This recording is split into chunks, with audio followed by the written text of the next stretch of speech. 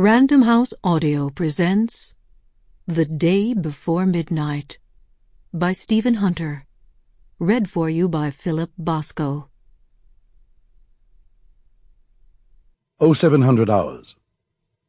It snowed that night, and sometime after 3, Beth Hummel awoke to the sound of small, bare feet padding urgently across the hard wood of the floor. "Mommy!" It was the voice of her 7-year-old daughter, Elizabeth, called Bean. Beth rolled gently, hoping not to awaken Jack next to her, and turned to face the child in the darkness. "Mommy, it's snowing. Can I get in?"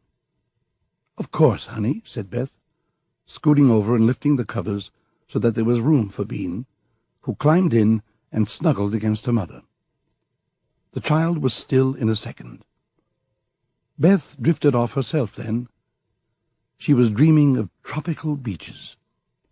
But only an hour or two later, another soft tread nudged her from her shallow sleep. Phyllis, called Pooh, who was 5, had discovered the snow.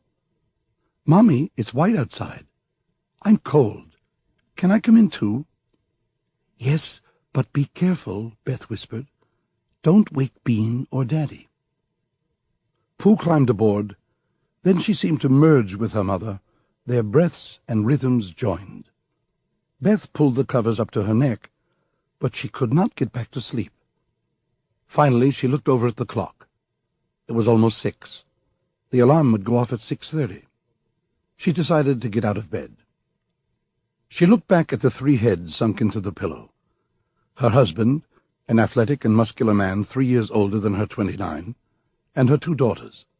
She smiled at them. Her family. Hers. She headed downstairs to start breakfast. Beth walked around the house, pulling up the shades. The world looked freshly minted. It was radiant as far as she could see. From the kitchen window, she could see the white roofs of Burkittsville, Maryland. Beyond was the mountain, a huge hump crusted with pines that rose 2,000 or so feet above the town. Up top, she could see the red and white towers of the phone company's microwave processing station, or whatever it was. Beth heard the shower come on upstairs. Jack was up, which was a good start to the day, because she didn't want to have to rouse him, a task you wouldn't want to wish on a Russian soldier. Bean walked in. "Mommy," said Bean, one small finger rubbing one sleepy eye, "I heard something. It scared me." "Oh, honey," said Beth, bending to her daughter, "there's nothing to be afraid of." At that moment, a man in black with a large black pistol stepped into the kitchen. 2 more black-clad men with huge black guns rushed in behind him. "Please, Mrs. Hummel," said the first one, "don't make any noise. Don't make any problems." Beth started to scream, but a hand came over her mouth roughly, locking her scream in her throat.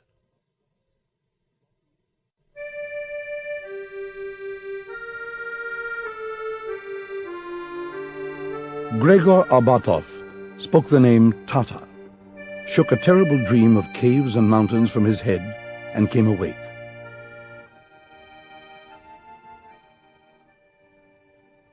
He found himself where he should be, in the bedroom of Molly Schroyer, in a high-rise apartment in Alexandria, Virginia. The time on the clock radio was approximately 7 a.m., and already Gregor was late. He was always late. In his own small way, Gregor Arbatov was a legend. 43 years old, nominally second assistant commercial attaché in the Soviet embassy in Washington, an old D.C. fixture who drank with Western newsmen and followed the Redskins, he was in actuality an illegal operative of the GRU, as Red Army intelligence is called to distinguish it from the swankier, civilian-run and deeply loathed KGB. His undercover job consisted of agent running, and as he had worked it out, this primarily entailed wooing, then seducing, then turning lonely American women who worked in secretarial or clerical positions in the security or military establishment. For example, Molly, the large woman sleeping noisily beside him, was a secretary to a staff assistant of the Senate Select Intelligence Committee. He caught a quick shower. "You're a whale," he told himself, and it was true. "You need to exercise. Be careful what you eat and drink." He began thinking about the unpleasant day ahead of him. To begin with, the boy genius Klimov, deputy resident, had called a meeting for the morning, and Klimov had lately been unpleasant. Then Gregor had to service his most important sauce, the mysterious pork chop, at a shopping mall out in Maryland, a very tense prospect. Then, far worse, he had communications duty that night, which meant sleeping on a cot in a basement cell, that embassy tradition called the wine cellar, attending equipment machinery in case a hot, eyes-only zapped over for Moscow. And then the other thing began gnawing at him. He was now in trouble with the embassy. He was losing his touch. Younger men had been brought in, and they treated him with contempt. Klimov, the awful Klimov, was 28. With shrewd, furious eyes and the energy to work like a beaver, he had a vastly important uncle who could see that things always came to him. Arbatov hated Klimov almost as much as he feared him. My time, he thought, is almost over. In the shower, Jack Hummel saw a black shape through the steam. The translucent plastic of the curtain suddenly exploded in a clatter of ripping plastic and popping rings.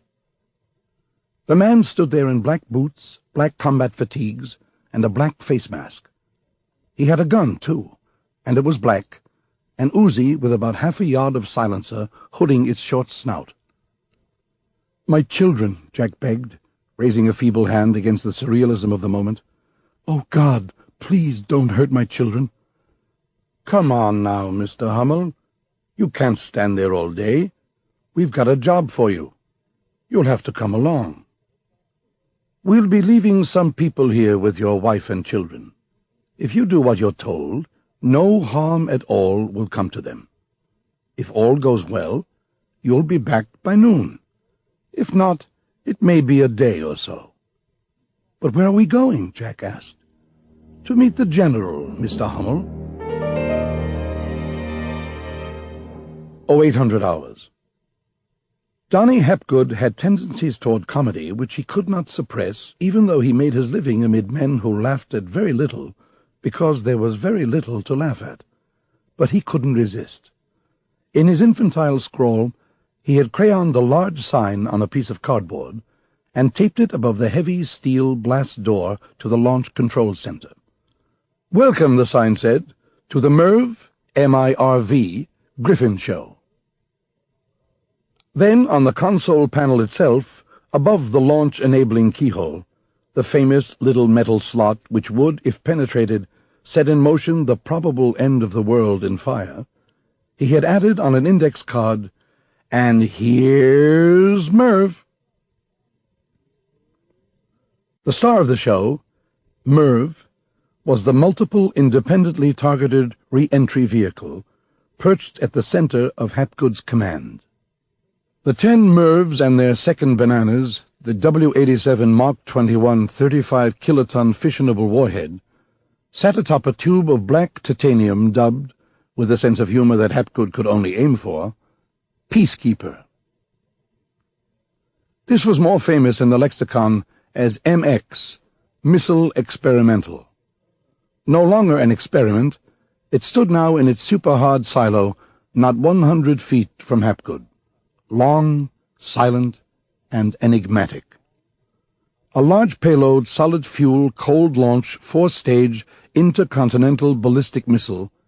Its targets included all Soviet super-hard control centers, 4th-generation ICBM silos, and very hard leadership bunkers. It was, in short, a headhunter, a Kremlin buster, a leader-killer, an assassin. For Hapgood and his partner Romano, it was another day in the hole. They would pass it as they passed so many others, 100 feet underground in the hardened command capsule of a missile launch site located halfway between the Pentagon in Washington and the National Alternate Military Command Center at Fort Ritchie, aware that if World War III Sample complete. Ready to continue?